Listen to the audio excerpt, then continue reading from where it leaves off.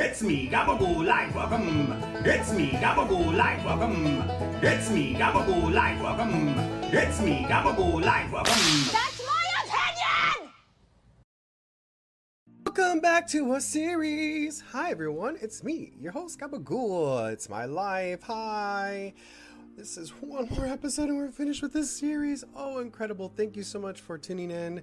This episode is about the queer agenda. It is about a brand I created, and I'm going to walk you through my experience. This whole series, if you haven't watched the other episodes, go back and listen to them, are about sharing our experiences, being vulnerable, living authentically, even if it's like, hey, these are my flaws. These are the things I messed up on. I could have done better in life. Holding all that stuff and that junk against yourself and trying to beat your head up. No, we're not living in no more shame, no more guilt. No, in order to heal, part of this healing journey and understanding that healing journey is just to not care anymore about what other people think. More like, what do you think about yourself? How's your confidence doing? Are you living fabulously, or are you allowing others to dictate you still year after year after year? Hi. So let's talk about this. It takes work, y'all, to have to hold a mirror to yourself first. Are you kidding me? We're so used to looking outward and having those judgment eyes that we forget looking at ourselves and our lives and how we can improve ourselves to be better for the collective is really the goal here. But we have gotten so far out of hand and being so mean to each other. No, you can be funny without being mean. I learned that from going through comedy training, and I try to live that life. I understand that there's a way of talking to each other. And I'm not sure when disagreeing with each other somehow turned so upside down that it was tossed into this like 3,000 degree fire, a little hot sauce added for good measure, and then toss that shit in the canal.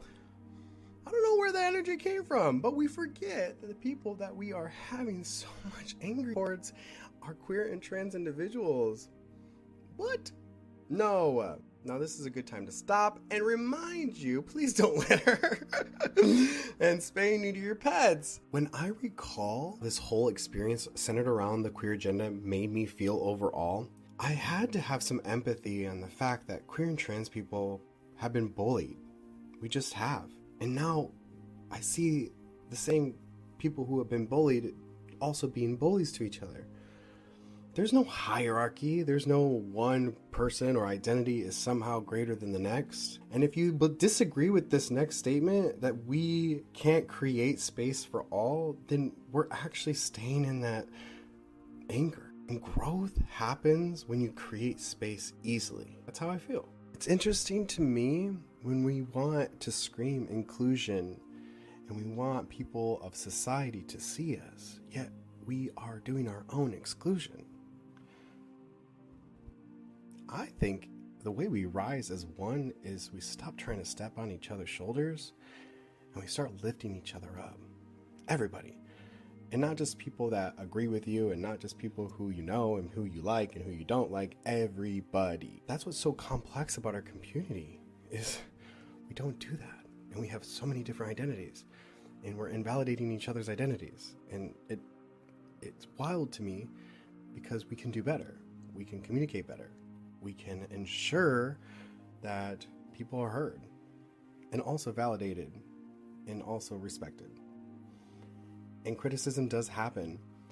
Criticism of a queer or trans person in power of the job they are doing and how they could do it better is not a personal attack.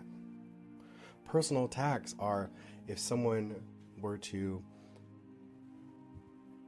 corner their friend and question why they're their friend, reach out to places to try to get them fired, exclude them, ban them, have this disillusion that somehow the person that they're angry about are against trans and BIPOC individuals. Spreading false narratives, girl, gay, they. We're no longer about that, or we shouldn't be about that. If everybody listening does not know this, Phoenix, Arizona is the 5th largest city. And we do have some of the same queer and trans people leading every single queer-focused organization. Over the years, you just sort of see people rotate into different positions. That's just true. That's my perspective.